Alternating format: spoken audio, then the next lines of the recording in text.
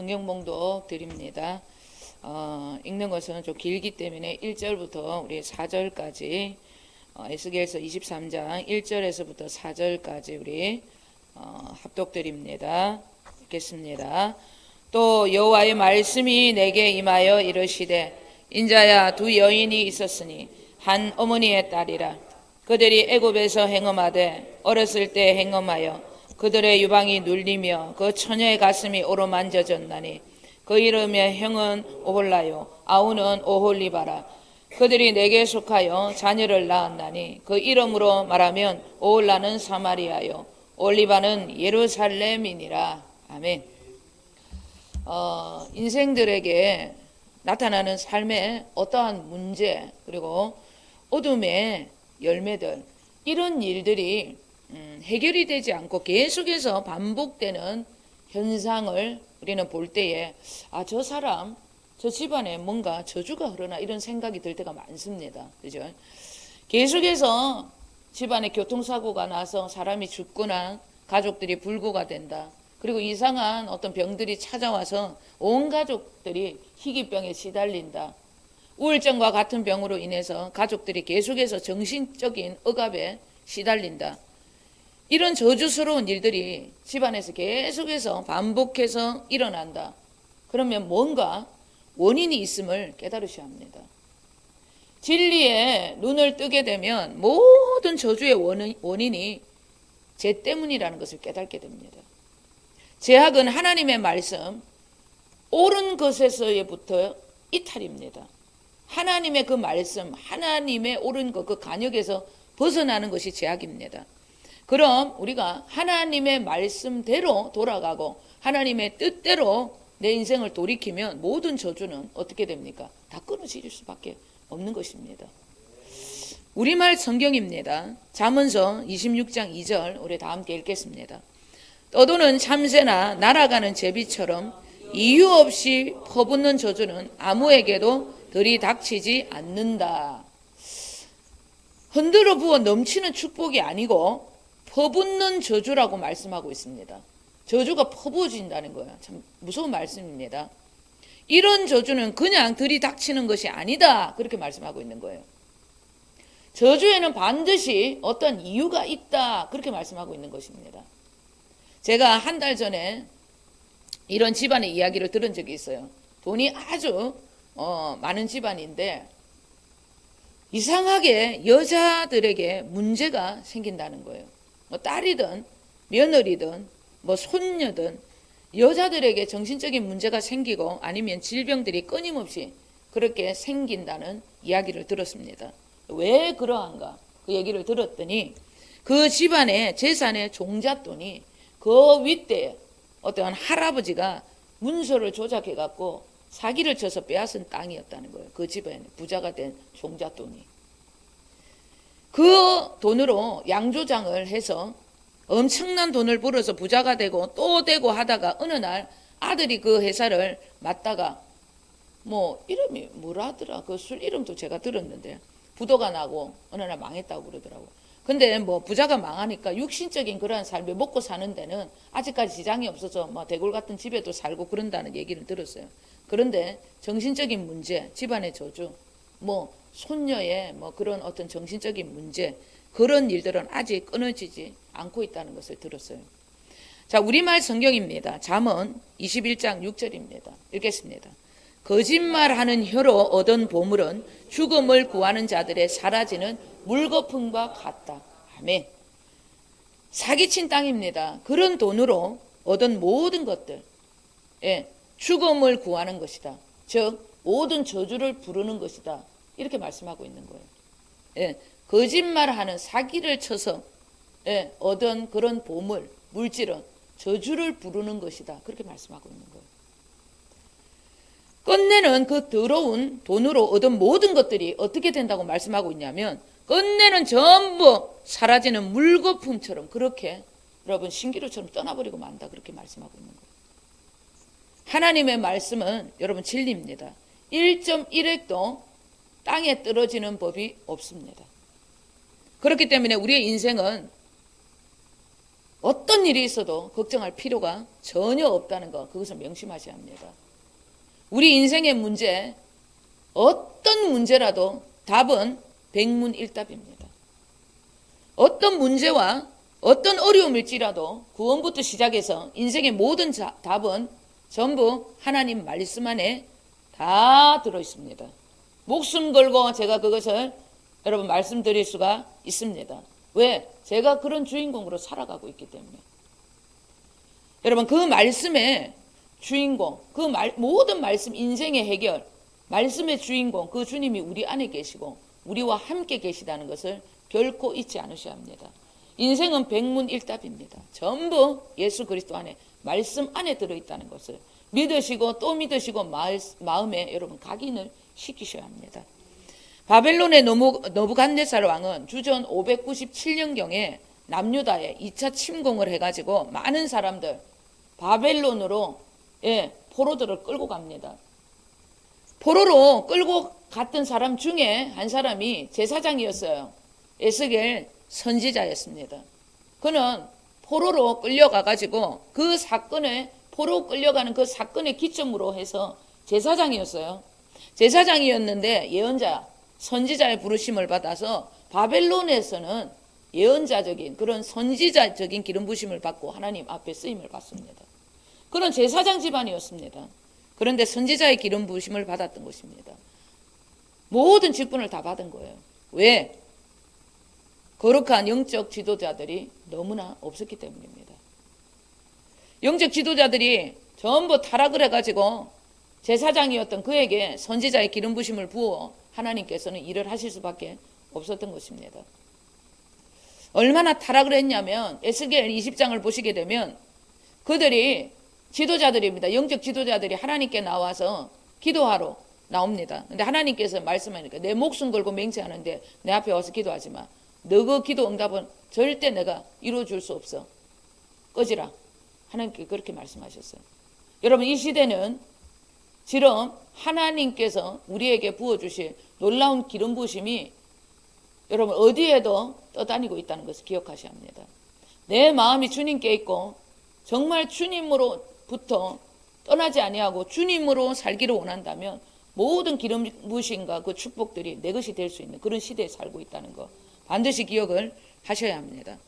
하나님께서는 우리의 행위가 어디에 근거를 둔 순종이고 행위인지 불꽃 같은 눈독자로 우리의 심장과 폐부를 지켜보십니다. 하나님은 우리의 행위뿐만 아니라 우리의 마음을 보시는 거예요. 우리의 그 행위, 행동이 그 근거가, 그 근본이 어디에서 나왔는지 그것을 보시는 거예요. 내가 주인이 되어서 주님의 것을 수단 삼고 내 것을 위해서 하나님의 것을 가지고 와서 수단 삼는 그런 삶을 사는 자인지 주님이 나의 전부가 되고 주인이 되어서 나의 육신을 따라서 순종하는 자인지 하나님은 우리의 마음을 우리의 심장을 그렇게 여러분 뚫어지게 보고 계신다는 거 절대 잊지 않으셔야 합니다. 사도행전 13장 22절에 하나님께서는 이새의 아들 다윗을 만나니 내 마음에 합한 자다. 나는 그를 통해서 내 모든 일을 내 뜻을 전부 다 이루리라 그렇게 말씀하고 있습니다. 다윗을 얼마나 사랑하고 좋아했던지 그를 통해서 내 모든 뜻을 다 이루고 말 것이다. 그래 확신을 여러분 확신적인 예언을 합니다. 도대체 그가 어떻게 살았기에 다윗이 어떻게 살았기에 하나님께서 다윗에게 전부를 주시겠다고 약속을 그렇게 하셨는지 하나님께서는 다윗을 왕으로 세우기 전에 40년 동안 사울 왕에게 왕권을 주셨어요. 40년 동안 사울 왕을 지켜보았어요. 40년 동안 그의 마음은 하나님께 조금도 있지 않았습니다. 그래서 다음 왕을 누구를 이 사울 왕에 있는 이 왕권을 주고 찾다가 이새의 아들들까지 기회가 주어집니다. 아들이 8명이었는데 7명까지 하나님께서 전부 다 기회를 주셨는데 그의 중심들을 다 봤다는 거예요. 나는 절대 외모 안 본다. 중심만 본다. 그래 다 탈락이 되고 막내 아들입니다. 집에서 구전일 다 하고 인정받지 못했던 맨날 강야에 갔고 양이나 쳤던 그 다윗을 하나님께서 세워 왕으로 삼으실 거라고 확신했어요. 다 이루고 말 것이다. 다윗이 실수하지 않아서 너무나 완벽해서 그렇게 말씀한 것이 아닙니다. 왜 그를 통해서 내 모든 뜻을 다 이루리라 그렇게 말씀하셨냐면 그를 세우신 이유는 딱 한 가지입니다. 그는 언제라도 그의 마음에 하나님 두기를 기뻐했다는 거예요. 예, 그것이 그의 삶의 여러분 전부였다는 것입니다. 우선이었어요. 다윗은 실수해도 실패해도 언제라도 주님 하면서 자신의 마음에 하나님 두기를 기뻐하고 하나님께 나아갔어요. 그것이 그의 삶의 전부고 우선이었다는 것입니다. 문제 앞에서도 주님 도와주세요. 죽을 고비 앞에서도 주님 도와주세요. 주님만 붙들었다는 거예요. 그런데도 인간이 상상할 수 없는 하나님의 응답이 와서 그를 살립니다. 그리고 성공 앞에서도 주님 감사합니다. 모든 것이 주님의 은혜입니다. 언제라도 그의 우선은 하나님만이 중심이었다는 거예요. 다윗과 같은 이런 삶은 마음에 하나님이 채워져 있지 않으면 절대 나오지 않는 삶입니다. 그렇게 했기 때문에 하나님께서는 그에게 전부를 주실 수밖에 없었던 거예요. 사울 왕의 전부, 그리고 구하지 않았던 모든 것, 그의 마음에 하나님밖에 없었기 때문에 하나님도 자신의 전부를 다윗에게 주실 수밖에 없었던 것입니다. 반대로 다윗에게 왕권을 전부 빼앗긴 왕 사울, 그의 마음은 언제라도 세상 사람이 전부였어요. 사울 왕은 세상 앞에 사람 앞에 자기 모습이 어떻게 보일까? 예. 하늘이 하나님이 부어주신 그 왕권을 사람 앞에 하나님이 나를 세웠다는 그거 보여주는 게 그의 인생의 전부였어요. 사무엘 선지자가 왕이시여 정신 차리라고, 하나님의 말씀에 순종해라고, 회개해야 된다고 그렇게 권면을 해도 그의 마음에 하나님이 조금도 자리 잡지 않았기 때문에 언제라도 그는 보이는 왕의 자리, 그 세상을 선택할 수밖에 없었던 것입니다. 내 마음에 있는 것이 내 삶의 선택이 되는 거예요. 사무엘 선지자가 회개하라고, 그 왕의 자리 누가 주신 것입니까? 하나님께서 왕에게 주신 것인데 왕이 하나님 말씀에 순종하지 않으면 다른 이에게 주신다고 그렇게 말씀했습니다. 정신 좀 차리세요 제발. 그렇게 말을 했는데도 끝까지 세상을 선택하는 거예요. 왜? 그 마음에 세상밖에 없었기 때문에 세상을 선택할 수밖에 없었던 것입니다. 어떻게 선택을 했냐면 사무엘상 15장 30절입니다. 우리 다 함께 읽습니다. 사울이 이르되 내가 범죄하였을지라도 이제 청하옵나니 내 백성의 장로들 앞과 이스라엘 앞에서 나를 높이사 나와 함께 돌아가서 내가 당신의 하나님 여호와께 경배하게 하소서 하더라. 사울이 이르되 내가 범죄했을지라도 나를 사람들 앞에 장로들 앞에 나를 높여달라고, 하나님께서 나를 왕으로 세워달라고 그것만 보여주면 된다 이렇게 말을 한 거예요. 하나님께서 사무엘 선지자를 통해서 하나님이 당신의 왕의 자리를 폐한다고, 다른 사람한테 준다고, 하나님께서 당신의 자리를 폐하면 당신의 인생에 아무 소용없다고, 모든 것을 빼앗길 수 있다고. 사무엘 선지자가 왕이 그 자리에 있는 것은 백성들이 준 자리가 아닙니다. 전부 여호와 하나님께서 주신 것이라고, 정신 차리라고 그렇게 말을 거듭거듭 했는데도 정신을 못 차려요. 망할 놈들은 꼭 망할 짓을 합니다. 언제라도 자기 행동에 반성이 없습니다. 자기 생각이 맞다고 우깁니다. 그렇기 때문에 마음에 있는 모든 생각대로 행동합니다. 사울왕 끝까지 하나님 말씀, 선지자의 말을 거역하고 자기 고집대로 행동하죠. 모든 것을 다 빼앗깁니다. 다윗에게 그대로 여러분 가게 됩니다.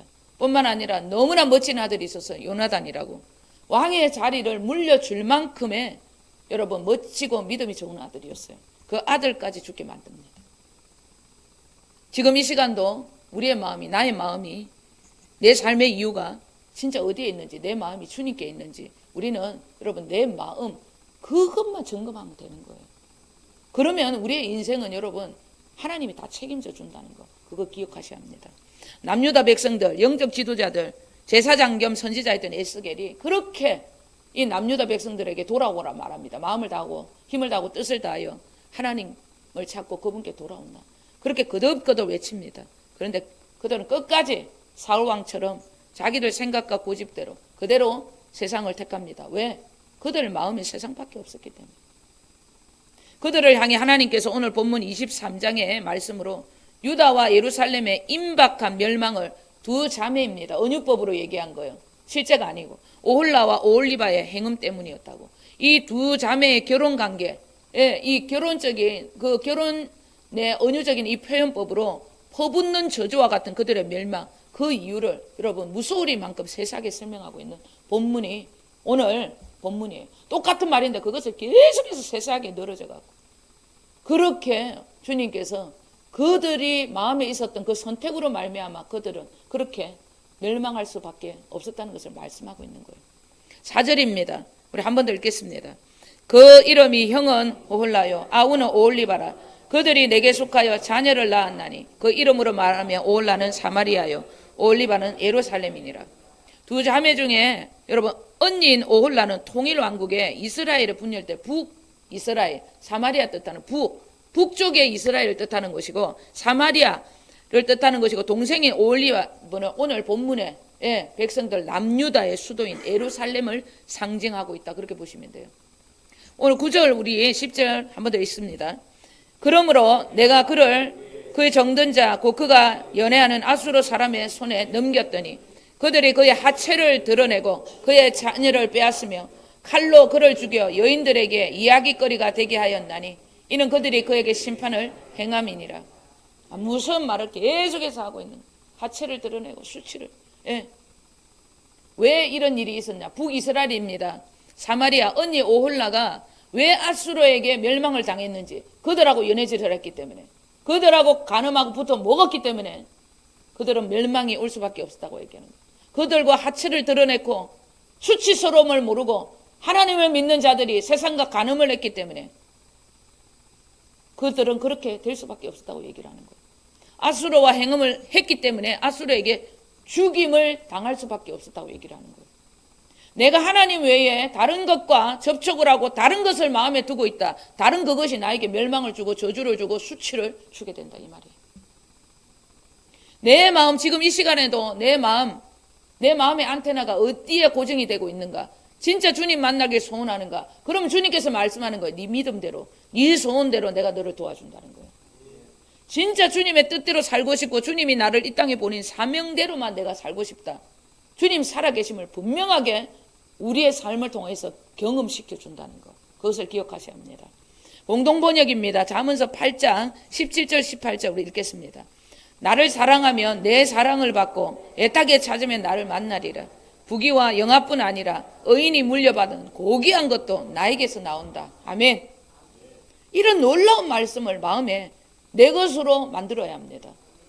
하나님을 사랑하면 하나님의 사랑을 받게 되고 하나님을 애타게 찾으면 만나게 된다는 거예요.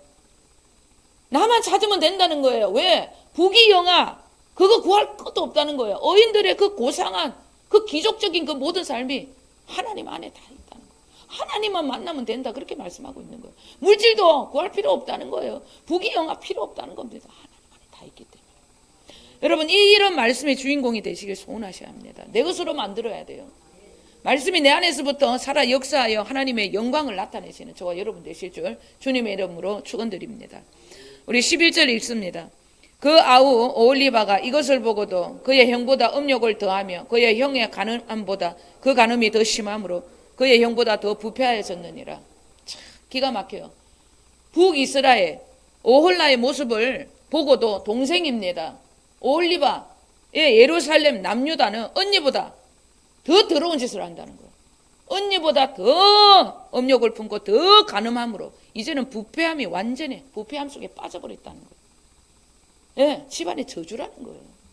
나는 아버지처럼 술주정이 아버지처럼 엄마 때리는 폭력 가는 아버지처럼 안 살아야 알지. 그 아버지를 속에 마음에 두고 살으니까 그대로 사는 거예요. 그 마음에 미워하는 마음 품고 있는 그 마음. 저렇게 안 해야지.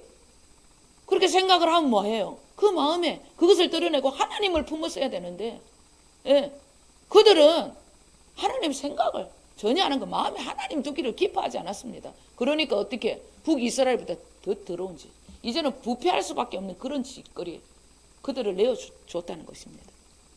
기가 막힌 얘기예요. 자 13절 14절 우리 읽습니다. 그 두 여인이 한 길로 행함으로 그도 더러워졌음을 내가 보았노라. 그가 음행을 더하였으면 붉은색으로 벽에 그린 사람의 형상 곧 갈대아 사람의 형상을 보았습니다. 동생 오홀리바 남유다는 언니 오홀라 사마리아의 처참한 그 멸망을 목격하고도 땅을 치며 눈물로 회개하고 간음에서 벗어나서 진짜 남편 하나님께로 돌아갔어야 했는데 오히려 그 음란함이 더 심해가지고 동생은 언니가 간음했던 아수르뿐만 아니라 바벨론부터 시작해서 애굽, 암론 모든 가나안 땅의 족속들 더러운 우상과 문화 전부 다 받아들였다. 더 하체를 드러내놓고 더 더러운 짓, 더 엄행한 짓을 더 설쳐댔다는 거예요. 결국 여호와 하나님께서는 오홀리바의 음란함을 가만히 둘 수 없었습니다. 끔찍하고도 무서울 만큼 심판을 합니다. 내가 하나님 외에 다른 것과 접촉을 하고 다른 것을 마음에 품고 즐겼던 다른 그것이 나에게 멸망을 주고 저주를 주고 수치를 가져다 줄 수밖에 없다는 거예요. 그래서 심은 대로 거두는 거예요. 사람이 술에 취해서 살면 술귀신이 그 사람을 삼켜버립니다. 마약에 취해 살면 마약이 그 사람을 삼키는 거예요. 음란에 취해 살면 음란 귀신이 그 사람을 삼키는 거예요. 돈의 우상이 되어 살게 되면 그 돈이 나를 삼켜버리는 것입니다. 내 마음과 내 모든 인생에 반대로 주님께 내 모든 것이 빠져 산다. 그 주님이 나를 삼키게 되는 거예요. 주님처럼 살 수밖에 없는 거예요. 주님의 것이 전부 다 내 것이 된다는 거예요. 오홀라와 올리바가 여호와 하나님과 결혼을 하고 자녀를 낳았지만은 시간이 지난 후에 다시 행음의 길로 가게 된 것은 그들 마음에 여호와 하나님 그 마음에 두는 것을 조금도 기뻐하지 않고 그런 신앙의 삶을 살지 않았다는 것입니다. 그들의 마음에 세상을 두고 살았기 때문입니다. 그래서 그들은 그런 수치를 당하고 멸망을 당할 수밖에 없었다는 거예요. 자, 결혼한 부부가 있습니다. 다른 이들과 바람이 나는 그렇게 떨어지기 싫어서 그렇게 너무 좋아서 떨어지면 죽을 것 같아가지고 둘이 결혼해가 살았는데 불륜을 저지려요. 이유가 뭡니까? 다른 거 아닙니다. 처음 사랑할 때 서로 사랑했던 그 애틋한 그 마음 놓쳤기 때문이에요. 우리의 신앙도 똑같습니다. 처음 사랑, 첫 은혜, 날 사랑하시어 나 같은 자를 구원해 주시고 이러한 그 사랑의 마음을 내 마음에 계속해서 하루하루 구원에 감격하며 새기고 또 새기고 언제라도 이 마음을 잊지 않고 그리고 나에게 허락하신 이 축복들 그리고 주신 그 사랑의 찡한 감정 그 감정을 그 사랑의 마음을 마음에 두고 계속해서 묵상하면서 지켜나가지 않았기 때문에 첫사랑을 잃게 되는 것입니다. 그래서 주님께서 우리에게 말씀하시는 거예요. 첫사랑을 찾아라. 네 마음에 나를 두기를 기뻐해라. 구원의 감격. 내가 너를 사랑했다는 그 음성을 줬을 때 너희가 찡했고 웃고 주님 저도 일평생 주님만을 사랑하고 살겠습니다. 그 고백했던 너와 내가 사랑했던 그 마음을 잊지 말라는 거예요. 잊지 않기를 원한다면 그 마음에 끊임없이 사랑에 내 마음에 주님 두기를 기뻐하고 그 사랑의 찡한 감정을 잊지 않도록 계속해서 묵상해야 된다는 거 기억하셔야 합니다. 39절입니다. 그들이 자녀를 죽여 그 우상에게 드린 그날에 내 성소에 들어와서 더럽혔으되 그들이 내 성전 가운데서 그렇게 행하였으며 남유다입니다. 타락의 심각성을 얘기하는 거예요. 저는 이 말씀이 진짜인가 계속 봤어요. 믿기지가 않습니다. 하나님께서 여러분 없는 말 하시는 분은 아니잖아요. 얼마나 더러워졌는지 엄난해졌는지 세상의 것이 그것들의 마음을 어떻게 장악을 했는지 믿고 싶지 않지만 믿어야 되는 거예요. 그들은 하나님의 성소 가운데서 자녀를 죽여 얘기합니다. 우상에게 몰렉신의 제사를 드렸던 인신제사입니다. 어린 아이들을 제물로 바치는 그러한 제사까지 하나님이 성소에서 그 악한 짓을 했다는 거예요. 팩트입니다.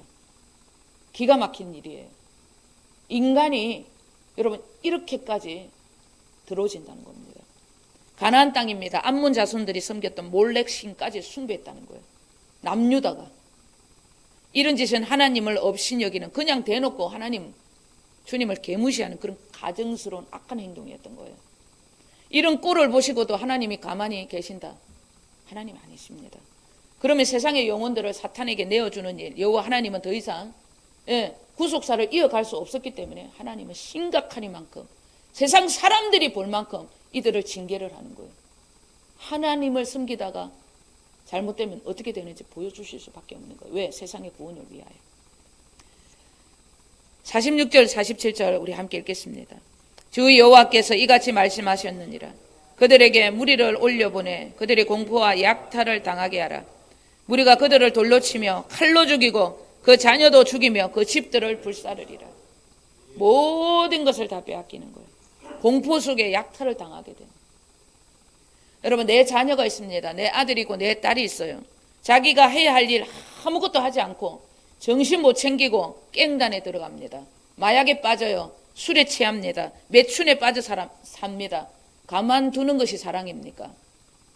아니면 정신 차리라고 모든 것을 빼앗고 감옥이라도 보내고 정신병원이라도 보내서 뿐만 아니라 무서운 그 교관들을 여러분 붙여가서 매질을 당하게 해서라도 그 버릇을 고쳐나가는 게 사랑입니까?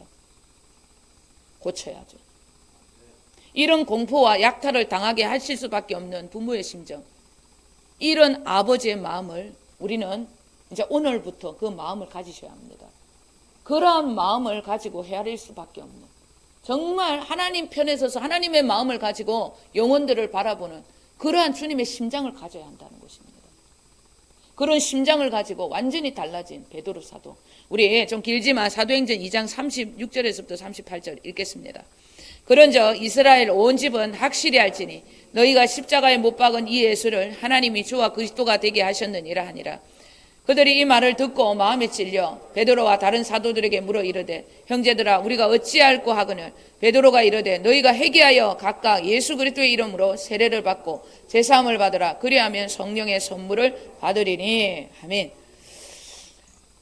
베드로 사도는 예수 그리스도의 죽음과 부활과 성령 강림, 그 성령의 권능을 받고 성령을 받고 완전히 사람이 달라집니다. 겁쟁이였어요.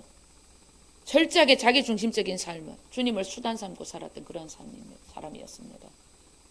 그런데 아버지의 마음, 헤아릴 수 없는 아버지의 마음을 가지고 이제 성령 충만, 성령의 권능을 가지고 복음을 전합니다. 그는 인생에 많은 매질을 당한 사람이었습니다. 왜? 하나님께서, 주님께서 그를 인생의 매질을 당할 수밖에 없도록, 주님을 배신하고 주님을 저주하면서까지 배신했던 그러한 인생을 살게 했던 이유가 있습니다. 아버지의 심장, 부모의 심정을 가지라고. 그래서 내가 어떠한 존재인지, 내가 주님을 십자가에 못 박은 존재라는 그것을 주님이 깨닫게 하시기 위해서 그를 그렇게 이끌 수밖에 없었던 것입니다. 그런 삶을 살았기 때문에, 엄청난 매질을 당했기 때문에 주님 편에서 복음을 전하는 자로 세워질 수 있었던 것입니다. 강력한 복음의 메시지, 회개의 메시지를 전할 수밖에 없었던 것입니다. 그러한 매질을 당했기 때문에 너희가 십자가에 못 박은 예수를 하나님이 그리스도 구원자가 되게 하셨다, 그렇게 말씀하고 있는 거예요. 이스라엘 백성들이 예수님을 십자가에 못 박았다고 하는 이 말씀이 저와 여러분의 말씀이 되셔야 합니다. 내가 우리 주님을 십자가에 못 박은 자라는 것을 깨달으셔야 합니다. 베드로 사도는 내가 예수 그리스도, 그분이 나 죄 때문에 이렇게 주님을 배신하는, 나밖에 몰란 주님을 저주하면서까지 배신하는 나 때문에 십자가에 못 박히셨고, 베드로 사도는 그럴 것을 깨달은 거예요. 그래서 그는 말할 수 있었습니다. 너희들이 예수를 십자가에 못 박았다. 내 죄 때문에 죽으셨다. 내 죄가 그분을 십자가에 못 박히게 했다. 나 때문에 주님이 죽으셨다는 거, 인류의 구원 때문이 아니라, 이스라엘 백성들 때문이 아니라 나 때문에 죽으셨구나. 내가 주님을 십자가에 못 박히게 했구나. 이런 죄인임을 깨닫게 되면 우리도 여러분 베드로 사도처럼 이런 복음을 전할 수 있게 되는 것입니다. 하나님께서 우리를 그렇게 돌리고 산전수전 공준적 그렇게 훈련을 시킨 까닭은 이 복음 전해라, 회개의 복음 전해라고 우리를 여기까지 오게 하신 것입니다. 여러분, 나 때문에 내 죄를 사시려고 나 때문에 주님 십자가에 못 박히신 거예요. 그 놀라운 십자가에 그 사건이 나와 상관이 있어야 되는 거예요. 그 상관이 있는 그 삶을 살게 해주시려고 성령님까지 우리 안에 보내주셨다는 거, 그것을 기억하셔야 합니다. 여러분, 이런 말씀을 듣고도 내가 또 죄를 짓는다 그러면 확실한 복음의 깨달음이 내 심정 깊은 곳까지 뚫지 못했다는 것을 깨달으셔야 합니다. 그러면 어떻게 됩니까? 깊은 회개의 역사 속으로 나를 이끌어 달라고, 내 죄 때문에 예수님 돌아가셨다고, 십자가 복음 안으로 나를 더 이끌어 달라고 주님께 내 마음과 내 모든 삶을 더 드리셔야 합니다. 그 십자가가 나와 상관이 있다는 것이 뚜렷하게 내 심장을 간통하게 될 때, 여기까지 올 때 강력하고 깊은 회개의 역사가 일어나고 성령의 깊은 깨달음과 임재 속에 내가 살 수 있게 되는 거예요. 내가 없이 주님으로 살 수 있는 그런 삶을 살게 되는 것입니다. 남유다입니다. 포로로 끌려가서 징계와 수치를 당하는 것이 그들의 영혼에 있어서 더 나은 일이었기 때문에 주님은 그들을 그렇게 끌고 갈 수밖에 없었던 것입니다. 수치를 당하고 공포와 약탈 속에 그들을 두실 수밖에 없는 거예요. 인생의 매제를 당해야 했거든. 그렇기 때문에 그들은 70년 포로 생활 후에 하나님께로 돌아옵니다. 여러분, 그런 수치, 하나님께로 돌아온다면 그런 공포 손해볼 거 없다는 거 기억하셔야 합니다. 100년도 못 사는 이 땅에서 거지 나사로처럼 살아도 영원히 살아갈 수 있는 천국, 그 구원만 나에게 주신다면 우리는 수지 맞는 인생이에요. 여러분, 그렇다고 해서 남유다 백성들처럼 다 뺏기고 약탈 당이라는 거 아닙니다. 나사로처럼 거지처럼 살아라는 뜻 아닙니다. 남유다 백성들처럼 모든 것을 잃기 전에 현세에도 지금 이 땅에서도 그리고 내세에도 천국 가서도 천국 백성답게 완벽하게 천국을 누리며 살아가는 존재들 될 수 있다는 거예요. 어떻게 될 수 있습니까? 베드로 사도처럼 인생에 여러분 그런 수치를 많이 당하고 매질을 당해서 주님이 나 때문에 십자가에 못 박혔구나. 그 십자가를 여러분 깨닫고 보게 되면 그 십자가 내 심장을 간통하게 되면 여러분 이 현세에도 내세에도 우리는 완벽하게 하나님의 자녀가 되어 살 수 있다는 것을 기억하셔야 합니다. 여러분 그분을 내 마음에 두기를 기뻐하십시오. 그것이 우리의 전부가 되게 하십시오. 그럼 우리는 베드로 사도처럼 그런 회개의 복음을 전달할 수 있는 자가 됩니다. 남유다 백성들 여러분 그들처럼 살지 아니하고 진짜 다윗처럼 바울 사도처럼 하나님 앞에 믿음의 선진들처럼 그렇게 살 수 있다는 것 기억하시고 오늘부터 어느 때보다 더 오늘부터 시작하셔야 됩니다. 내 마음을 정말 내 마음에 주님 두기를 기뻐하고 모든 것들을 주님께 내 삶을 맡겨드리는 그러한 삶을 살아가시는 저와 여러분 되시길 우리 주 예수 그리스도 이름으로 간절히 축원드립니다.